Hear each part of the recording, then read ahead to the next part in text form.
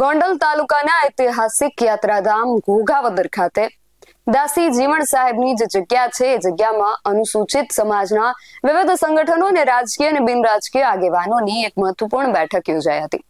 આ બેઠકમાં એટ્રોસિટીના કેસોમાં સમાધાન કરનારાઓ સામે કડક કાર્યવાહી કરવાનો નિર્ણય લેવામાં આવ્યો છે, પરંતુ આ બેઠકમાં એક બીજી પણ રસપ્રદ વાત કરવામાં આવી છે અને આ જે બેઠક છે એમાં ક્યાંક જયરાજસિંહ જાડેજાને ટાંકીને પણ વાત કરવામાં આવી હતી। અનુસૂચિત જાતિ સમાજના આગેવાનોની બેઠકમાં શા માટે જયરાજસિંહ જાડેજાને ટાંકીને અને શું વાત કરવામાં આવી છે, વિગતે વાત કરીએ આ અહેવાલમાં। જય હિન્દ, BSN TV ન્યૂઝ પર આપની સાથે હું છું નિધિ ગઢવી।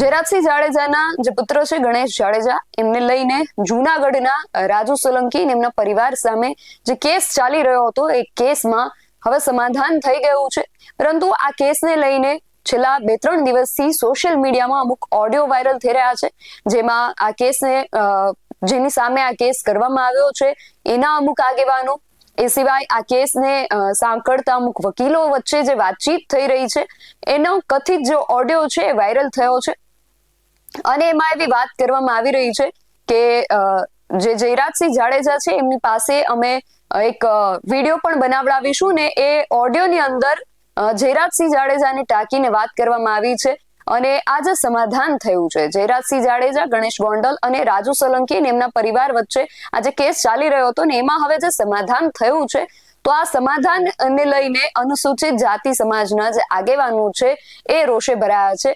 આગેવાનોનું કહેવું છે કે જ્યારે રાજુ સોલંકી અને એમના પરિવારને એમની સમાજની જરૂર હતી ત્યારે સમાજ એમની સાથે આવીને ઉભો રહ્યો અને જ્યારે અત્યારે એમણે સમાધાન કરી લીધું છે ત્યારે એ સમાજને પૂછવા પણ નથી આવ્યા।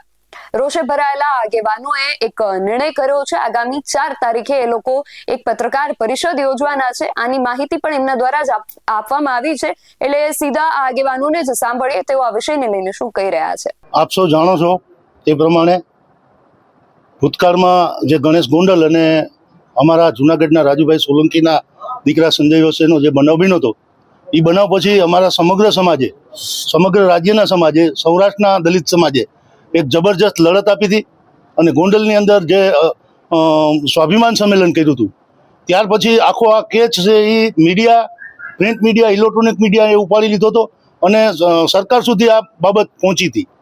હવે ક્યાંક ને ક્યાંક એવું થયું છે કે સમાજને વિશ્વાસમાં લીધા વગર કે સમાજ સાથે વાત કર્યા વગર જે આખો પ્રશ્ન જ્યારે ઊભો કરવો હતો ત્યારે સમાજની મદદ લીધી, સમાજને ખંભે આખી બંદૂક ફોડી અને આખા પ્રશ્નને મોટો બનાવ્યો અને હવે જ્યારે પ્રશ્નનું સમાધાન કર્યું છે ત્યારે રાજુભાઈનો ઓડિયો જે દિનેશ પાત્ર સાથે વાયરલ થયો એમાં જણાવ્યા પ્રમાણે આજે અમે બધા આગેવાનો મળ્યા છીએ સૌરાષ્ટ્રના અને એવું નક્કી કર્યું છે કે ઓડિયોમાં રાજુભાઈ એવું બોલે છે કે મેં 1 રૂપિયો લીધો નથી અને આ બાબતે હું જયરાજસિંહ બાપુનો પણ માફી માંગતો વિડીયો મુકાવીશ।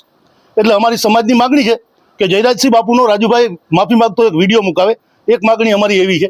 બીજી માગણી એક અમારી એવી છે કે જ્યારે અમે રેલી લઈને આવ્યા ને રેલી અમારી રિટર્ન થઈ ત્યારે અમારો ધોરાજી તાલુકા જેતપુર તાલુકાના પેઢલા ગામનો એક નવયુવાન દીકરો એક્સિડન્ટની અંદર અવસાન પામ્યો હતો, એટલે શહીદ થયો હતો આ રેલી સમયે। તો એના પરિવારને બાપુ આર્થિક મદદ કરે એવી અમે સમસ્ત સમાજ વતી માગણી કરીએ છીએ। આ બાબતે યોગ્ય કાર્યવાહી નહીં થાય તો અમે 2 તારીખે આખા સૌરાષ્ટ્રના આગેવાનો, સૌરાષ્ટ્રના 12 જિલ્લાના આગેવાનો 4 જાન્યુઆરીએ, આવતી 4 જાન્યુઆરીએ એક પ્રેસ કોન્ફરન્સ કરીએ છીએ। દરેક જિલ્લામાંથી 10-10 આગેવાનો બોલાવી અને આખા સૌરાષ્ટ્રના આગેવાનો પ્રેસ કોન્ફરન્સ કરીશું અને એટ્રોસિટીના બનાવોમાં જ્યારે સમાજ તમને મદદ કરે છે ત્યારે તમે એમાં સમાધાન કરી રહ્યા છો તો એ લોકો માટે પણ એક નિયમ બનાવશું કે આવા સમાધાનો ન થવા જોઈએ અને જ્યારે તમે લડત કરો છો તો લડતને ન્યાય સુધી લઈ જવી જોઈએ। આ બાબતે અમે આવતી 4 તારીખે સમગ્ર સૌરાષ્ટ્રના આગેવાનો મળી અને પ્રેસ મિટિંગ પણ કરશું અને આ કેસની અંદર જે અમારી માગણી છે એ નહીં સંતોષાય તો જે કોર્ટની અંદર અત્યારે આ કેસ ચાલે છે એ કોર્ટના મેજિસ્ટ્રેટ સાહેબને અમે દરેક તાલુકામાંથી એક આવેદન મોકલશું, સાથે સાથે હાઈકોર્ટમાં પણ રીટ કરશું અને આનું સમાધાન કાયદાકીય ઉકેલ લઈ આવી અને ક્યારેય અમે મંજૂર નહીં થવા દઈએ। મારું નામ ડીડી સોલંકી, યુવા ભીમસેના સંસ્થાપક। આજે સમસ્ત અનુસૂચિત જાતિના સંગઠનો, આગેવાનો, બિનરાજકીય, રાજકીય તમામ આગેવાનો ભેગા થયા હતા દાસી જીવણ સાહેબની જે જગ્યા છે ઘોઘાવદરમાં અને એક અત્યારે ઔપચારિક મિટિંગ હતી અને જે દેવદાનભાઈ વાત કરી રીતે પણ જે અત્યારે જે એટ્રોસિટીમાં જ્યાં સમાધાનો થાય છે ભૂતકાળમાં, વર્તમાનમાં, ભવિષ્યમાં ન થાય એના માટે 4 જાન્યુઆરીએ ધોરાજીમાં મિટિંગ કરવાની છે. સૌરાષ્ટ્રના આખા ગુજરાતના તમામ જિલ્લાઓમાંથી આગેવાનોને બોલાવવાના છે અને એક સમાજનો એક ઠરાવ પ્રસાર કરવાનો છે. જો કોઈ વ્યક્તિ આવી રીતે સમાધાન કરશે તો એને સમાજમાંથી બહિષ્કાર કરવો કે શું કરવું, અને જો આવો સમાધાન કરશે કોઈ પણ પ્રકારનો સપોર્ટ એને ભવિષ્યમાં અનુસૂચિત જાતિ સમાજ નહીં કરે ને આવા લોકોને અમે સમાજમાંથી બહાર કરશું. એટલે આવો એક ઠરાવ કરવા માટે 4 તારીખે ધોરાજીમાં મિટિંગ કરવાના છે. 2 નિર્ણય આ જે બેઠક યોજાઈ હતી એમાં લેવામાં આવ્યા છે. આગામી 4 તારીખે એક પત્રકાર પરિષદનું આયોજન કરવામાં આવશે અને જેમાં ગુજરાતભરના વિવિધ આગેવાનોને, જે સામાજિક આગેવાનો છે અનુસૂચિત જાતિ સમાજના, એમને આમંત્રિત કરવામાં આવશે અને બધા ભેગા થઈને એક નિર્ણય લેશે. આ નિર્ણય એટ્રોસિટીને લગતો હશે કે એટ્રોસિટીને લગતા જેટલા પણ કેસો છે એમાં આ પ્રકારે સમાધાન ન કરવામાં આવે. અને એ સિવાય જયરાજસિંહ અને રાજુ સોલંકી વચ્ચે જે સમાધાન થઈ ગયું છે, તો એક કથિત જે ઓડિયો વાયરલ થયો હતો એમાં જે વાત થઈ હતી એને ટાંકીને પણ આગેવાનોએ વાત કરી છે કે એ મુજબ હવે આગળ અમે એવી આશા રાખીએ છીએ અને અમે એવું કરાવશું પણ ખરા કે જયરાજસિંહ પાસે એક વિડીયો બનાવડાવશું. એમાં એ માફી માંગવાની પણ વાત કરી રહ્યા છે. એટલે હવે આગામી સમયમાં જોવું એ રહ્યું કે આ જે વાત છે એમાં હવે આગળ શું થાય છે.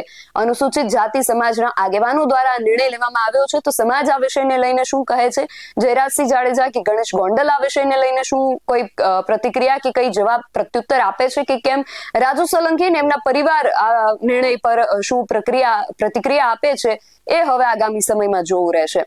આ સમગ્ર જે વિષય છે ને લઈને તમારું શું માનવું છે એમને કમેન્ટ કરીને ચોક્કસથી જણાવજો. આવા જ વધુ અહેવાલો સાથે મળતા રહીશું. તમે મારી યુટ્યુબ ચેનલને સબસ્ક્રાઇબ કરવાનું અને અમને ફેસબુક અને ઇન્સ્ટાગ્રામ પર ફોલો કરવાનું ભૂલશો નહીં. બાકી નવી અપડેટ્સ માટે આપ જોતા રહો BSI TV ન્યૂઝ. નમસ્કાર.